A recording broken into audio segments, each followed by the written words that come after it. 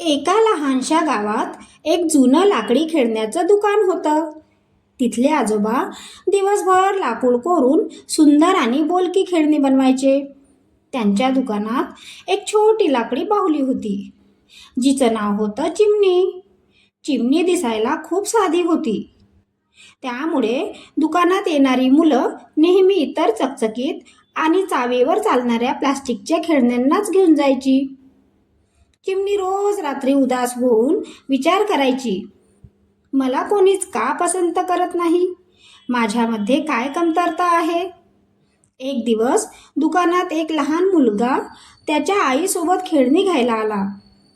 त्याचा हात एका अपघातात निकामी झाला होता. तो खूप रडवेला आणि उदास होता. म्हणून त्याची आई त्याला खेळणी घ्यायला घेऊन आली.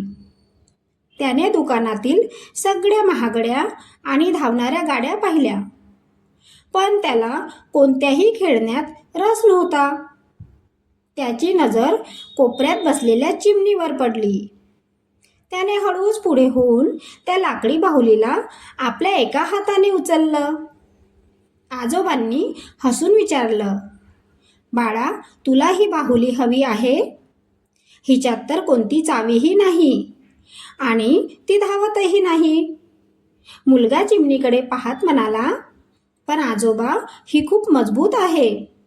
बाकीची खेळणी पडली तर तुटून जातील, पण ही लाकडाची बाहुली कधीच तुटणार नाही, अगदी माझ्यासारखी.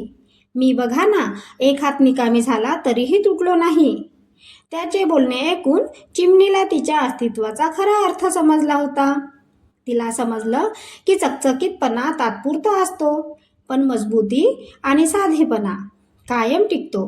त्या दिवसापासून ती त्या मुलाची सर्वात लाडकी आणि हक्काची मैत्रीण बनली. तात्पर्य असं, बाह्य सौंदर्यापेक्षा अंतर्गत मजबूती जास्त महत्त्वाची असते.